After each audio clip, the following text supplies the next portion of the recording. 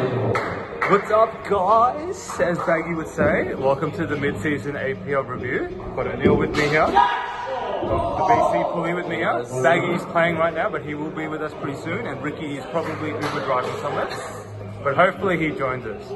Welcome, guys. How are you guys going? Welcome, Hub. Thanks for having us. Glorious day here at the mid-season review of the APL. It has kicked off in unbelievable fashion. It has, the inaugural APL. We didn't know what to expect, but I think I can speak on all our behalf by saying it's exceeded all our expectations. I think so. Yeah, I'm very pumped for the mid-season review and just the whole tournament. It's been great. You know, feedback's been awesome by all the players as well. I think everyone's really excited. Yeah, for sure. So just before we start, guys, quick shout out to our sponsors. The sponsors have pretty much done a big job in helping us fund this whole comp, run this comp with awards, and also the naming rights of this whole comp. So first and foremost, Alpha. Big shout out to Alpha for actually giving us the naming rights. Correct. We have Anytime Fitness Camberwell that have played a big part as well. Yeah, there we go. Who else have we got, fellas? We got Peregrine Accountants. Thank you, Arun, who plays here. Golf. Yeah, House of Golf. House of Golf. And we've also got, I think, a cricket club that's helped us out in a way. The Notting Hill and Brandon Park. Yeah, correct, we do. We've got a bit of Subway Chelsea as well. Yeah, and Montana Cafe. Yes. That has helped us with things. So big shout out to those guys. Thank you so much. Now let's start, guys. How do you think? Let's open it up. How do you think the APL has been going? Just from a playing perspective, a vibe perspective, and more of a change perspective in the SPL. So for you, Anil. Yeah, so I think I was speaking with Pete about it as well, and we both agree. Like, I haven't been playing in the SPL for that long, for maybe 3 years or so, and from what I've seen and also what he's seen as a founding member of it, we're saying this is the highest standard of cricket he's seen I think it's the 10-year tenure of SPL. So yeah, like that speaks volumes as to the competition out there, the excitement. We've got 70 players plus. And then we had a lot of interest in the mid-season trade. Yeah. We had a lot of guys who put their hands up who unfortunately, a lot of them didn't get picked, but the interest was there nonetheless. So yeah, the standard and also just the intensity that you see in every game, and also the spectatorship and the interest from all the players and the viewers alike has been absolutely phenomenal. We're averaging over 100 views a game. Yeah, it's really. I think that's up by about, 400%? Yeah, 400%, Pete was saying. So we're averaging, I don't know, something like 12, maybe 20 views a game or something, and now we're well and truly over 100 a game. So. Yeah, and I think before you give us your perspective on the Pulley, obviously you've played here for a couple of years, I think 6 years or so. So tell us what you think, and the people that are going to be viewing this, from the start of when the Ducks came in to the APL, what changes you see? And what has been the biggest highlight of the APL? So I think, obviously, as I've said, played around 6-7 years. To start off with, I was always all the Ducks boys, we always love SPL, but it's just, I think somewhere maybe the last 1 to 2 years, it just became the same teams at the top, same teams at the bottom, especially in Cup grade. Yeah. And so what I'm really excited about this APL, I think it's done, is actually everything's so new and exciting. You just want to play every game because you don't know how to plan for any team. That's it. You don't know, who's going to rock up on what day. There's 11 blokes, 12 blokes you can choose from. Yeah. And it's just been exciting because in every single game, there's one bloke who can tear the game apart. Bat a ball, win you the game, and that's probably not the case in Cup grade in the last few years. Yeah. Every single team, there's at least 1 or 2 blokes who can win you the game. I just think on that as well, because the balance of it is quite good. I mean, even if you look at the bottom teams right now, they're still good teams. They've still got very good players in there, and you just don't know how the game's going to go. But as you said, like, I think it's equalised a lot of it, and I think that's what we were discussing when we were making this competition. equalisation is the key thing. So yeah, one thing just on that as well was a big factor we were looking at, which we kept mentioning early days, was bringing prestige back to upgrade. Correct. And I think that's well and truly what we've done so far. Yeah. And then on that as well, as you were saying, there's certain players, it's like the IPL, that can just take a game away from you. Yeah. But then also by the same token, there are teams that are clicking a lot faster than others. I think we'll move on to. So with what now that ANIL's actually brought up the teams, should have a quick look at the ladder actually, guys. I've actually haven't had a look at the ladder for a while, but from what I remember from the chat, I believe there's a couple of teams stacked at the top, and then we've got about 5 teams down the bottom that are fighting for the last couple. Yeah, there's a separation for the top 3 teams, which is led by the White Walkers, Ricky's team or Artie's team is definitely we'll get to that as well. And then of course Mickey's Vikings, and then all our Kleins. So they're the top 3. So Paulie, do you want to just read out maybe the point system? So with 7 wins, 7 matches, we have the White Walkers pretty far ahead on 42 points. The Vikings and the Kleins, they played 7, won 5 and lost 2 each. They're both on 34 points, just percentage separating them. And we have the Falcons, who actually only won 2 games, but they won both by bonus points. So they're a very good team as well. Yeah, they do have a lot of good players. However, Joel is injured at the moment. Yeah, and we'll get to that. We'll get to that. So that's they're on 25 points. In 5th position we have the Beasts, who have again won 2 games out of their 7. They're on 22 points. Then we have the Harvard Hammers. They've actually stepped it up a notch in the last few games. They've won a few. They've won 2. They've lost 4. They've actually tied 1 as well with the Falcons. Very good game. So they're on 21 points. And last but not least, we have the Lampard Lions, who have played 7, won 1. Unfortunately, they've lost 6, but it's a lot of time. It's only just a bit above halfway. So they're on 16 points. Awesome. So yeah, I think we're at round 25 of 42 games, so more or less a halfway point, just a bit over the halfway point.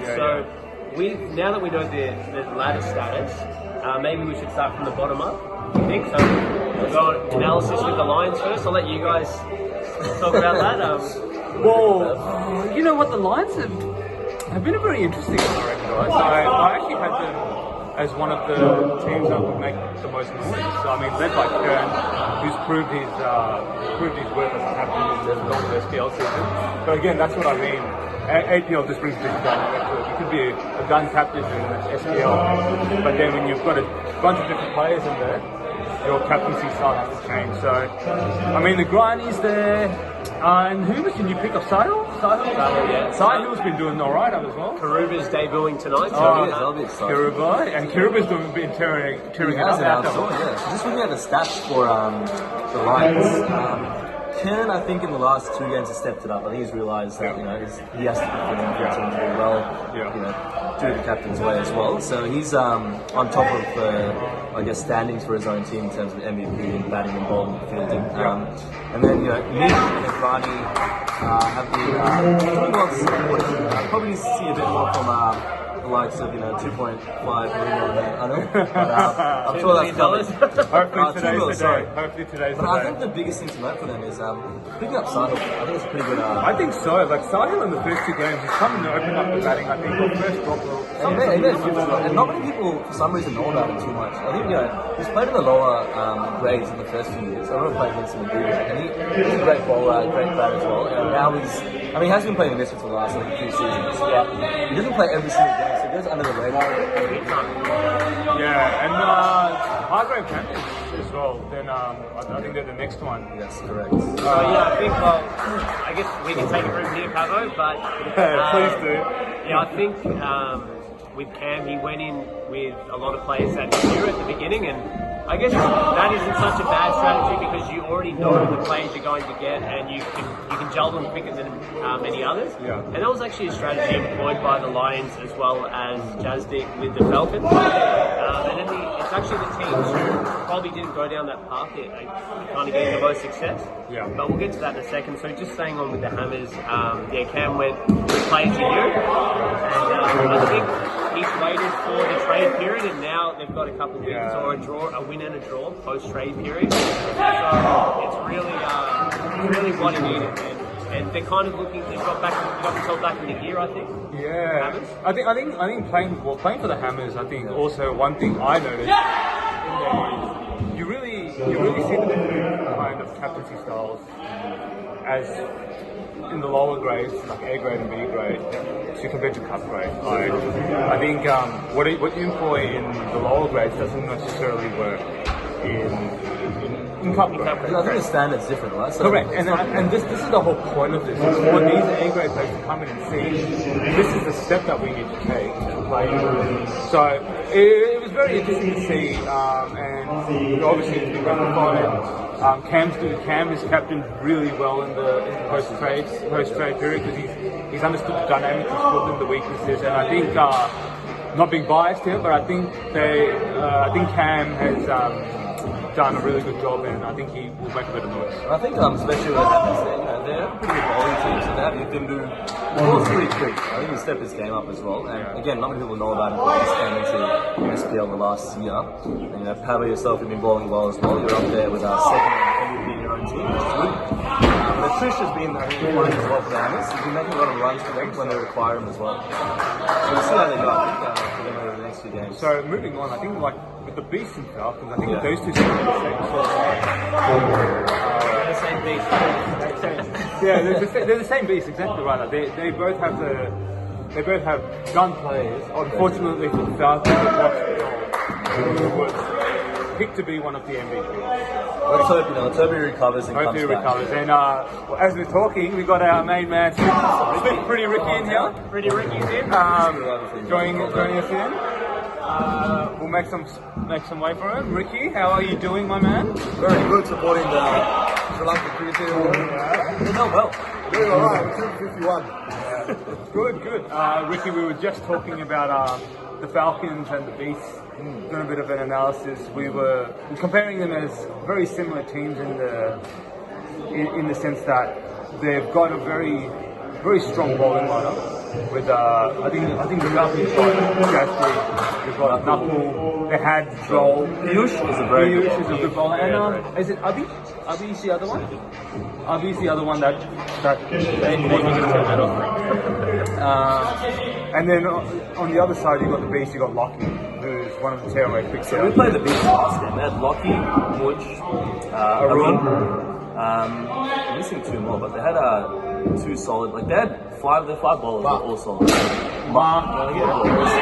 I think Lockie's played around a bit with availabilities and stuff like that, and I think now he's really being a bit more hungry to actually win games. So it's going to be interesting to see how they go, as well as the Falcons. Sumit as well. Sumit, yeah. Anuj is.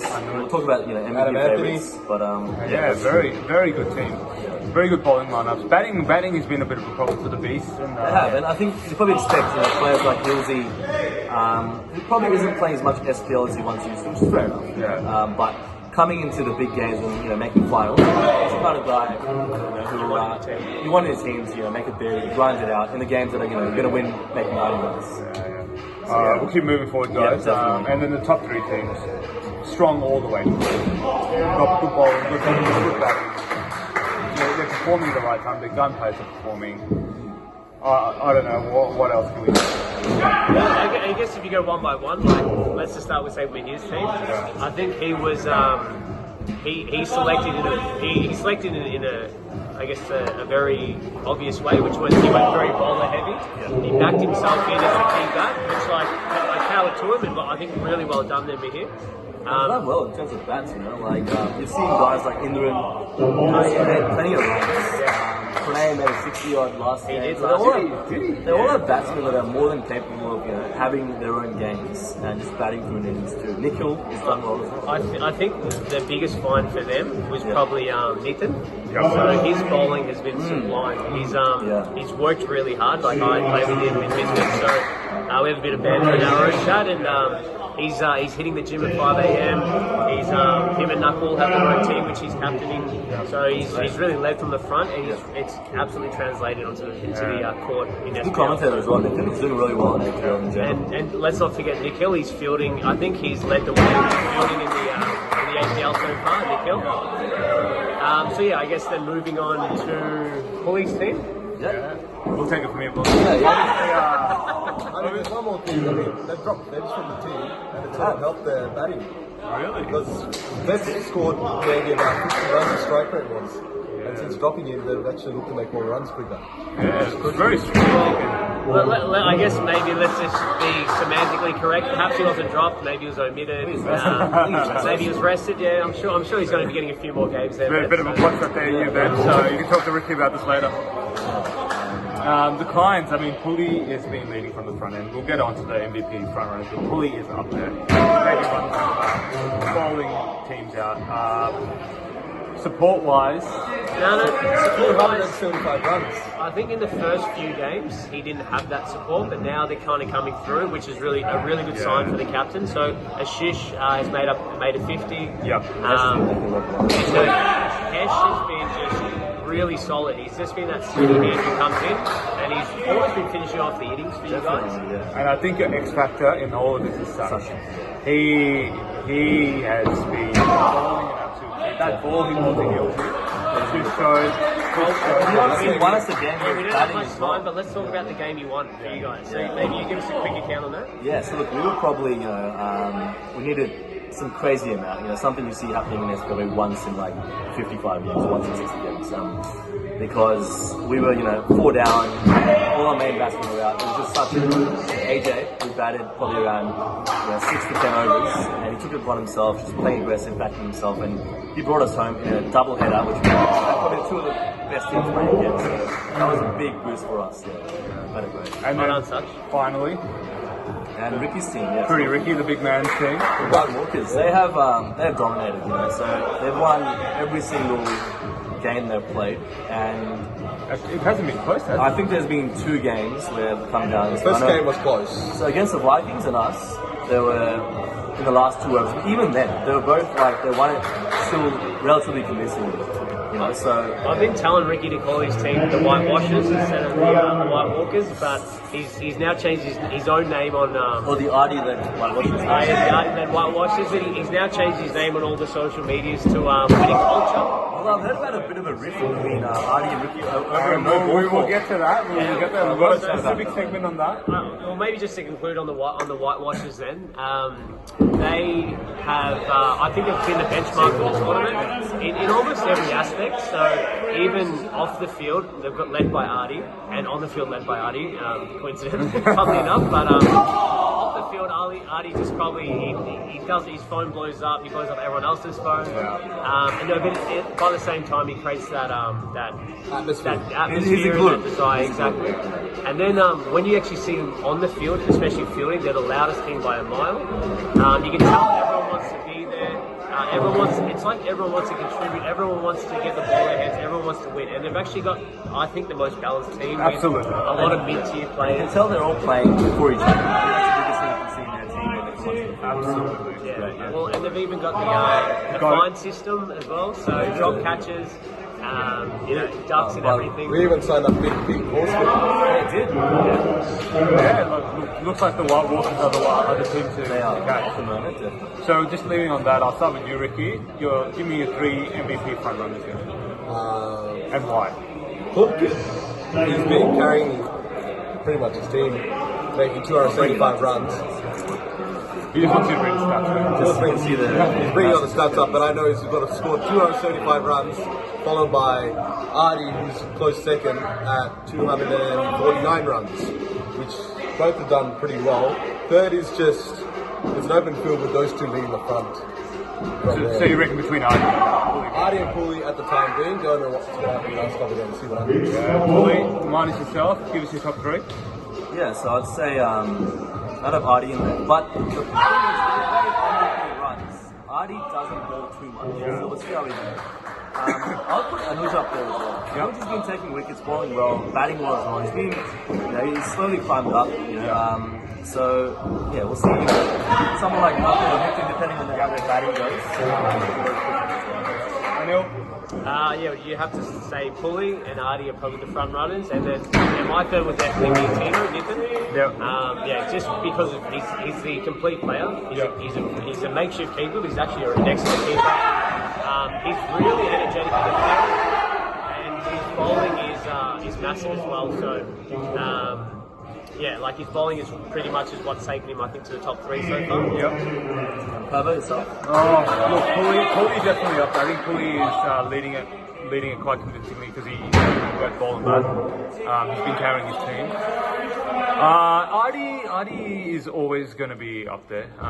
Batting wise, I think he'll come close to taking the award for batting. Will he be MVP? I don't think so because of his bowling side of things. So I probably wouldn't put him up there. And just a quick shout out to Artie's 100 as well. And shout out to Artie's 100. That was a phenomenal innings, and I don't think I'd be very surprised if we see another 100. Check out the Insta post about his 100 as well. I'd be very surprised if we see another 100 in this tournament. Ricky, I would put up there. I think Ricky, if he takes if Ricky's bowling improves, he's been doing runs. I think Ricky's actually been doing the captain thing and giving other people a go. So he's been making runs with the bat. He's been doing the captain thing, relinquishing his captaincy pretty much. In really great teams, you have history where there's 2 of them who are fighting for, they might not get MVP because both of them are doing so well. And their team's winning. That's all you want, really. So you've got a good problem on his hands. Yeah, and my third, and he's always up there, is going to be Knuckle. I think Knuckle, if he strings a couple of runs, if he bats a bit higher, I reckon he's batting a bit low. He should come in higher. He carries the team. The best batsman should always face the most balls. So if Knuckle gets up there, opens the batting, plays himself in, bats through the innings, he's a chance to. I'll throw in a choose as well, just from my end. He's getting wickets actually, and we all know he's a great player. So let's move on. And captain performances, so one big incentive we've done in the APL is the best captain gets $200. So $200 is a big incentive for the captain. Now we've got the captain, we've got 2 of them here. We've got Ricky, we've got PULKIT, we've got Bunty, we got Cam, we got Lockie, and we've got Kenneth. Gents, minus yourselves, obviously. Who is your pick for the captain? Yourself? Mihir, I'll pick Mihir. Mihir's done an outstanding job. He's got a captain before this year, and he's led his team by a great example. I think I'm just going to jump in here. I'm going to say Bunty.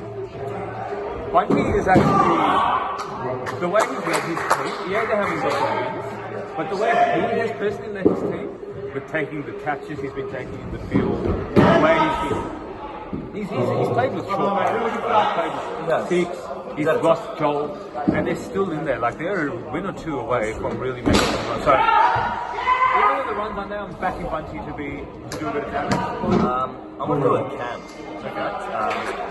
If these guys, Cam's team, Hugger Hammers make a bit of noise, finish field 4th, 5th, make a bit of noise in the final. He's done a great job. Because at the end of the day, there's so much drama, so many things going on, Cam versus Artie, all these things happening. They've turned it around. They won 2 games. I think they won 2 in a row before they lost the last one. We're tied. They're tied, sorry. Exactly. So he can do a good job. And Anil? Yeah, I think our man Pulley over here, he's led from the front literally with the bat and the ball, and then also I think as a captain he's kind of just been that source of inspiration when they've needed it. He's taken the ball when they knew they needed wickets, and he's actually stood up when they needed runs as well. So I think that's exactly what you want from your captain, and when players see that, they're going to want to follow. And that's actually what's happened this season. Is he led from the front literally at the beginning. And then now, as I said, like a Sheesh and the other guys are following, which is exactly what he wants, and I think he's timing it really well for the finals. Absolutely. So moving on, guys. Now with the mid-season here, we're approaching finals. It'd be good to talk about the finals format. What have we got planned for the APL? So one of you boys. So we've got the top 6 to qualify for finals. Obviously 1 versus 2 in the main final. The winner of that goes through to the grand final, and the loser would play the winner of between 3 versus 6 and 4 versus 5, they play off together, and they play the loser of 1 versus 2. And that will end up being the second spot for the grand final. Brilliant. So basically 6 out of 7 teams are making the finals. You hate to be the 17th to miss out. You would hate to be the But if 17th. you are, come down and support regardless. Oh no, well you're going to be seeing the final at least. Which we'll move on to presentation night then. Probably a good idea. Yeah. All right, so maybe I'll handle presentation night. So we're going to be where we did the auction, which is in the hall next door. We're going to do a sit-down dinner from 6:30, and the grand final is going to be that same night, which is on Saturday the 7th of December, which is Nathan's birthday. So get around him. And so what's going to happen is there'll be the sit-down dinner for all the players who don't actually make the grand final. And then from 7 till 8, the whole court's going to be open, the centre here, just for the 2 grand final teams and the umpire. They can train for as long as they want, and then they'll do the toss. As soon as the toss is done, they'll get into their huddles, and then everyone from next door in the hall will come across in this big entrance.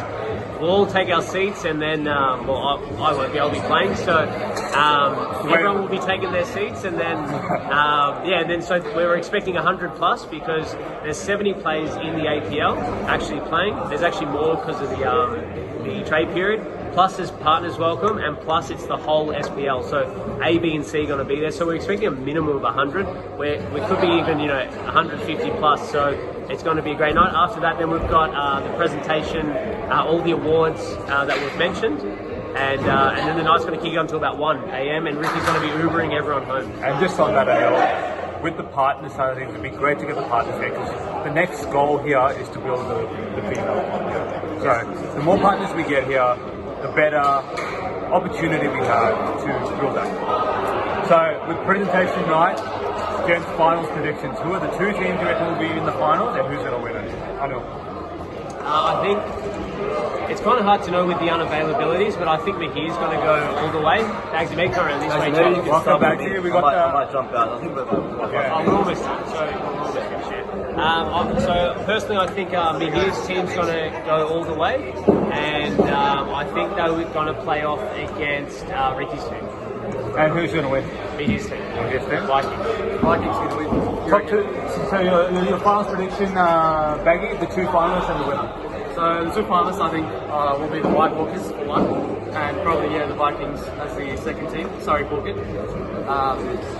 To win it. What do you mean? What is sorry like? You were never going to make it. To win it, I think the Walkers are looking very unbeatable at the moment. Yep. And I'll throw an extra one in the finals MVP as well. Who's that? Finals Finals MVP. I reckon Artie will fail. Because he's had a good tournament so far, so he's bound to fail at some point. I reckon Garni. Garni? Yeah, and Garni will tear it apart. finals MVP? I will say it will be Mahir. Yeah. Bully? Finalists my and 2 teams. I'll go the Clients. Yep. Not being biased, and the White Walkers. Finals MVP. Clients to win it. Finals MVP. I'll give it to Mahesh. That's all it is. Ricky? Obviously go with the Walkers, and probably I have a dark horse. I have a gut feeling that Lockie's team might come through somehow. Wow. Hilsey to perform, and Hilsey to MVP. Wow. He's the MVP. If they win, but I think Bash will take the MVP. Yeah. Look, I've got to agree. I think the Walkers will definitely be one of the teams from there. I will also go with a bit of a dark horse. I will. Oh, look, I'm tempted to. But no, dark horse in the sense, I'll put the Clients up there to actually win it.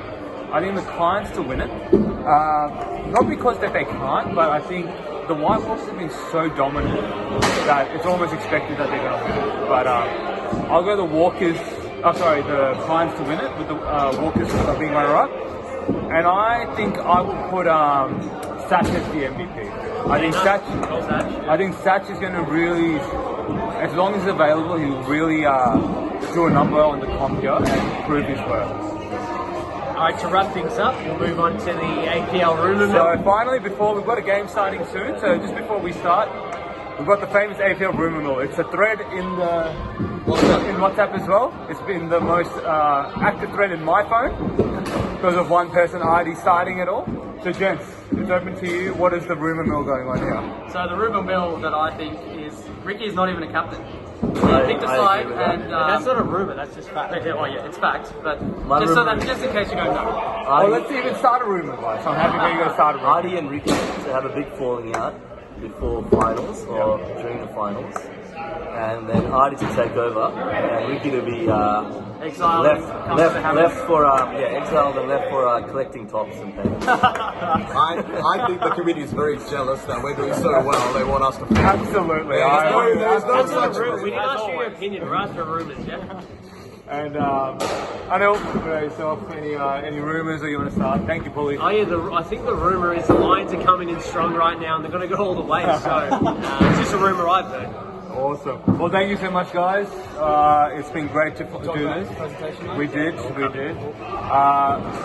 to have the band together after such a long time, after our massive cocktail and night. Anil best on ground. Anil best on ground. Whenever, it's the only best on ground I've ever got. So yeah, guys, thank you for joining us. Hope you enjoyed the segment. Hope it was very informative. You got a lot out of it. My name's Pat, Anil, Ricky, Baggy, and Pulley. We've got 2 games tonight. Viking, is it the Vikings or Clines? Vikings and Clines. So the Clines have got the doubleheader? Yeah, yes, So we've got the Carlton Clines doubleheader. Vikings versus Clines first, and then Clines versus Lions. Well, anyway, get around us. Get on YouTube, follow us, get behind us. It's been a great season. We're going to finish it off strong. And Like the sponsors. and we will see you soon. Huge thanks to you guys. Peace out. Thank you, guys.